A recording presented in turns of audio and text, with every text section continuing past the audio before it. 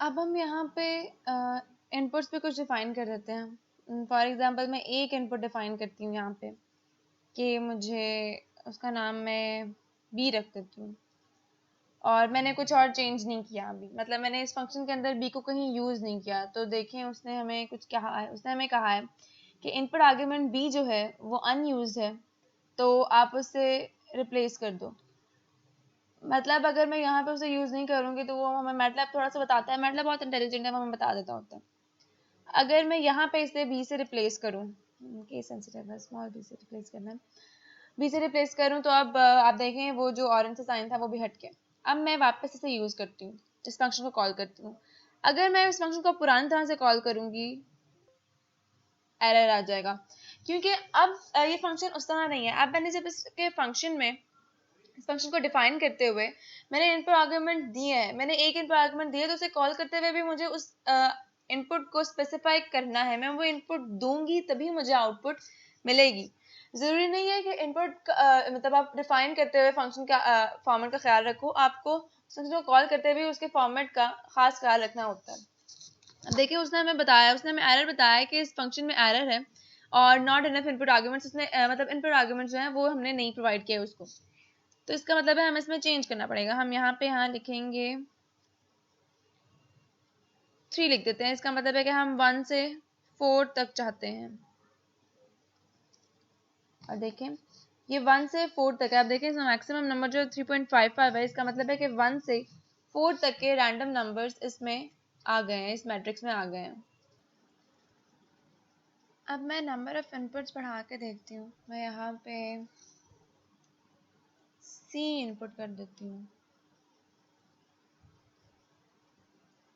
और देखें जैसे पहले आया था, मतलब हमें कहता है कि वो अनयूज है, तो मैं इसे यूज़ भी कर लेती हूँ C।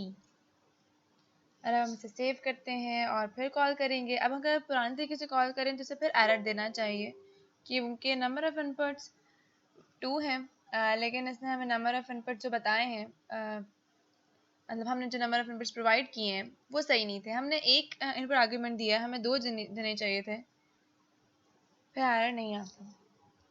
अगर अब हमें चाहिए 2 से 5 तक, तो हमें यहाँ पे 2 लिख देना चाहिए और यहाँ पे हमें 3, ठीक है। अब इस फंक्शन को जब हम कॉल करेंगे तो आप देखिए यहाँ पे मैक्सिमम 4.78 तक है ये और 2.73। अब ये जो एक फंक्शन बना है 2/2 की जो मैट्रिक्स बनी है वो 2 से 5 तक के रैंडम नंबर्स हमें देती है। और हमने देखा कि हमने यहाँ पे 2 नंबर ऑफ आर्ग्यूमेंट्स जो है, 2 इनपुट आर्ग्यूमेंट्स जो हैं वो हमने रखे हैं एज ए इनपुट। हमने उन दोनों को स्पेसिफाई करते हुए कॉल किया है फंक्शन को। अगर हम उनमें से किसी एक को नहीं, अगर हम उनमें से एक करते हैं या अगर हम बिल्कुल भी कोई इनपुट आर्ग्यूमेंट नहीं देते तो वो फंक्शन में एरर आ जाता है, वो फंक्शन नहीं सही तरह एग्जीक्यूट होता। ये तो थे इनपुट आर्ग्यूमेंट्स। हम अगर इसे आउटपुट में अब चेंज करना चाहें तो, मतलब मैं अभी तक मैंने एक आउटपुट आर्ग्यूमेंट रखा था, मैं अगर इसे 2 करना चाहूँ तो फिर मुझे यहाँ पे कोई चेंज करना पड़ेगा। अगर मैं कहूँ कि मुझे B और C को माइनस भी करना है, मतलब लेट्स से सब इक्वल्स B माइनस C, इन आर्ग्यूमेंट्स को यूज़ करते हुए मैंने एक सब भी डिफाइन किया और हमने कहा था कि जब मल्टीपल आउटपुट आर्ग्यूमेंट्स हो जाएं तो हम उन्हें स्क्वायर ब्रैकेट्स में लिखते हैं, तो A, सब। अब हमारा ये जो फंक्शन है इसमें 2 इनपुट आर्ग्यूमेंट्स हैं, 2 आउटपुट आर्ग्यूमेंट्स हैं, 2 ही स्टेटमेंट्स हैं आउटपुट आर्ग्यूमेंट्स के लिए और दोनों आउटपुट इनपुट आर्ग्यूमेंट्स को यूज़ किया गया है, तो इसमें कोई भी एरर नहीं है, कोई भी मसला नहीं है। अब मैंने इसे सेव किया और अब मैं इसे कॉल कर रही हूँ। पुराना तरीका है बिल्कुल, मैंने B को 3 रखा है, C को 2 रखा है और मैंने कोई चेंज नहीं किया, मैंने इस फंक्शन को कॉल किया है। अब देखिए आंसर तो आ गया, मतलब 2 से लेके 5 तक के जो रैंडम फंक्शन के लिए हमने ये फंक्शन कॉल किया है, हमने जो इनपुट आर्ग्यूमेंट दिए उसके मुताबिक आंसर आ गया है, हमारे पास A मैट्रिक्स आ गई है, लेकिन सब नहीं आया। इसकी क्या रीज़न है, सब क्यों नहीं आया, मतलब उसने सिर्फ एक आंसर क्यों दिया? असल में मैटलैब में जो फंक्शंस होते हैं बाय डिफॉल्ट वो आंसर उसे कहता है जो पहला आर्ग्यूमेंट होता है। यहाँ पे ए पहला आर्ग्यूमेंट था, उसने उसे फंक्शन कह दिया।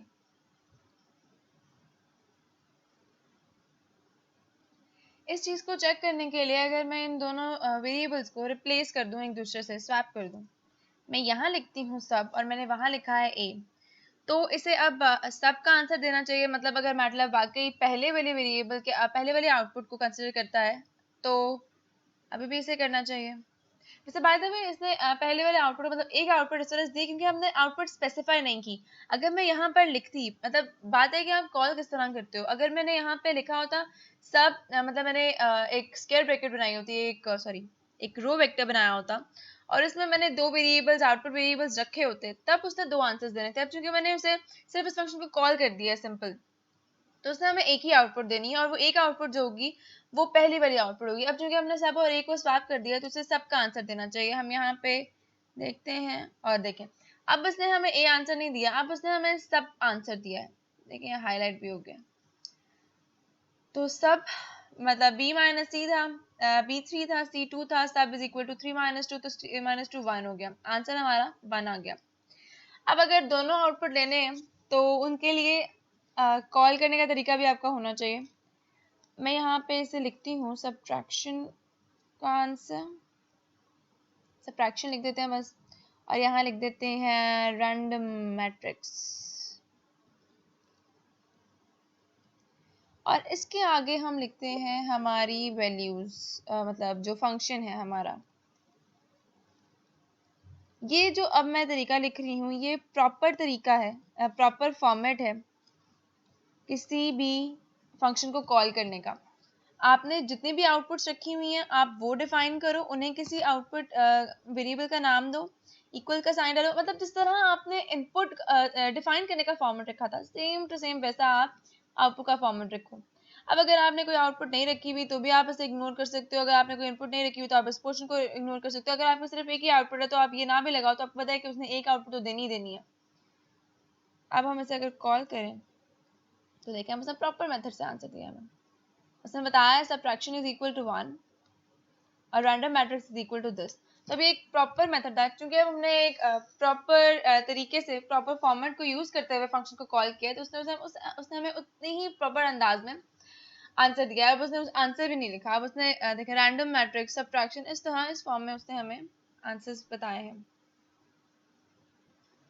अब मैं नंबर ऑफ आउटपुट्स बढ़ा के देखती हूँ। मतलब मैंने अभी सब किया था, ए किया है, और अब मैं यहाँ पे सम नहीं ऐड लिख देते हैं क्योंकि सम बिल्ट इन फंक्शन है। और हाँ एक इम्पॉर्टेंट बात, जब भी आप फंक्शन का नेम लिखो तो वो बिल्ट इन फंक्शन नहीं होना चाहिए, बिल्कुल भी नहीं होना चाहिए। वो कुछ और फंक्शन होना चाहिए, उसे बिल्ट इन फंक्शन नहीं होना चाहिए।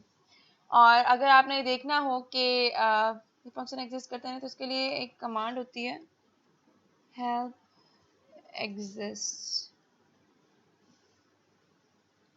आपको वो रन करनी चाहिए। तो देखें उसने हमें बताया एग्जिस्ट क्या करती है। एग्जिस्ट हमें बताती है कि ये वेरिएबल्स और फंक्शन जो हैं ये पहले से डिफाइंड है या नहीं है। अगर आपको किसी भी फंक्शन के बारे में डाउट हो कि पता नहीं जैसे ना सम और मल्टीप्लाई प्रोड और स्क्वायर रूट वगैरह ये तो पता होता है ना कि ठीक है ये प्री डिफाइंड है। कुछ फंक्शन का आपको पता होता है, डिटर्मिनेंट का डी टी है, स्क्वायर रूट का एस क्यू आर टी है, सम का एस क्यू एम है, साइज का एस आई जी है। लेकिन कभी कभी क्योंकि हमारे पास बहुत ज़्यादा फंक्शन है, कभी कभी आपको नहीं पता होता कि फंक्शन एग्जिस्ट करता है नहीं करता, तो आपको ये फॉर्मेट यूज़ करते हुए उससे चेक कर लेना चाहिए कि वो एग्जिस्ट करता है या नहीं करता, और फिर अपने फंक्शन का नेम जो है वो रखना चाहिए। ये सारी डिटेल है एग्जिस्ट के लिहाज से। हमने यहाँ पे एक तीसरा आउटपुट आर्ग्यूमेंट जो है वो सेट कर लिया, और इसके लिए हम कुछ रख लेते हैं एड इक्वल्स ए को यूज़ कर लेते हैं, ए प्लस बी। अब इसमें क्या होगा, ए में जितने भी एलिमेंट्स हैं उनमें बी ऐड हो जाएगा। और आपको पता है कि एडिशन तो होती है एलिमेंट वाइज है, और चूंकि स्केलर है, स्केलर के लिए हम डॉट लगाएं या नहीं लगाएं कोई फर्क नहीं पड़ेगा, लेकिन फिर भी हम ऐसा लगा देते हैं। से स्केलर तो फर्क नहीं पड़ना चाहिए। तो हम इसे सेव करते हैं, हम इसे कॉल करते हैं। अब देखिए, अब मैंने कॉल किया है उसी तरह। अब चूंकि नंबर ऑफ आउटपुट्स 3 हो गई थी, लेकिन मैंने कॉल सिर्फ उसे 2 इनपुट्स के लिए 2 आउटपुट्स के लिए किया, उसने हमें आउटपुट्स 2 ही दी हैं। मतलब अब उसने आंसर करके भी तीसरी आउटपुट नहीं दी। जब तक आप उसे आउटपुट बताओगे नहीं कि आपको कितने नंबर ऑफ आउटपुट्स चाहिए या आपको कौन सी आउटपुट्स चाहिए, वो आपको आउटपुट नहीं देगा वो वाली। अब उसने जिस तरह ऐड तो थी ना, लेकिन उसने ऐड को इग्नोर कर दिया। जब आप इनपुट आर्ग्यूमेंट्स कम देते हो तो वो एरर देता है, जब आप आउटपुट आर्ग्यूमेंट्स कम देते हो तो वो कोई एरर नहीं देता। जैसे आउटपुट की जो वेरिएबल की इन्फॉर्मेशन है उसे स्किप कर देता है और आपको सिर्फ जितनी का आपने रिक्वायर किया होता है उतने का आंसर देता है आपको। अब चूंकि मैंने इसमें चेंज किया था, तो मैं यहाँ भी चेंज करती हूँ। मैं यहाँ पे लिख देती हूँ एडिशन का आंसर। अब मैं इस फंक्शन को कॉल करती हूँ, तो देखें सब्ट्रैक्शन का आंसर उसने दिया, उसने हमें रैंडम मैट्रिक्स बताई और फिर उसने उन सब में 3 ऐड किया। आप देख सकते हो 4.389 प्लस 3, क्योंकि b हमारा 3 था, यहाँ पे हमने b ऐड किया हुआ, तो 7.3829 हो गया अगर हमने उसे 3 ऐड किया तो। अब ये था कि आपने आउटपुट आर्ग्यूमेंट्स कम दिए हो, इनपुट आर्ग्यूमेंट्स कम दिए हो। हम देखते हैं कि अगर हम इनपुट आर्ग्यूमेंट ज़्यादा दें तो फिर क्या करता है मैटलैब।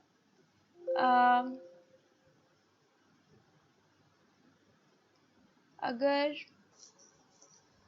मैं यहाँ एक तीसरा इनपुट आर्ग्यूमेंट भी दे दूँ, मतलब मैं यहाँ पे लिख देती हूँ, कोई भी नंबर लिख देती हूँ, 1 लिख देती हूँ। अब मैटलैब हमें क्या कह रहा है। अब उसने पहले इनपुट आर्ग्यूमेंट्स कम थे तो उसने कहा कि इनपुट आर्ग्यूमेंट्स पूरे नहीं हैं। अब इनपुट आर्ग्यूमेंट्स ज़्यादा हैं तो उसने एरर दे दी टू मैनी इनपुट आर्ग्यूमेंट्स। मतलब जितने इनपुट आर्ग्यूमेंट्स आपने डिसाइड किए हैं फंक्शन के लिए, ज़रूरी है कि आप उन सारों को ही करो, ना उससे कम ना उससे ज़्यादा। उस केस में एरर आ जाता है। और आउटपुट ज़्यादा करें तो क्या करता है मैटलैब, 2 आर्ग्यूमेंट्स से इनपुट आर्ग्यूमेंट्स, तो हमने 2 ही यूज़ किए ताकि कोई एरर ना आए। और अब चूंकि हमारे 3 आउटपुट्स हैं, मैं एक चौथी आउटपुट डिफाइन करती हूँ, देखती हूँ कि अब मैटलैब क्या कहता है। यस, अगर आप इनपुट आर्ग्यूमेंट्स कम दो या ज़्यादा दो वो एरर देता है। आउटपुट आर्ग्यूमेंट्स अगर आप कम दो वो आपको एरर नहीं देता, जितने आपने पूछे हो उतना आपको बता देता है। लेकिन अगर आप आउटपुट आर्ग्यूमेंट्स ज़्यादा दो तब मैटलैब एरर देता है। आउटपुट आर्ग्यूमेंट्स आप उतने दे सकते हो या उतने से कम दे सकते हो, लेकिन आप ज़्यादा नहीं दे सकते।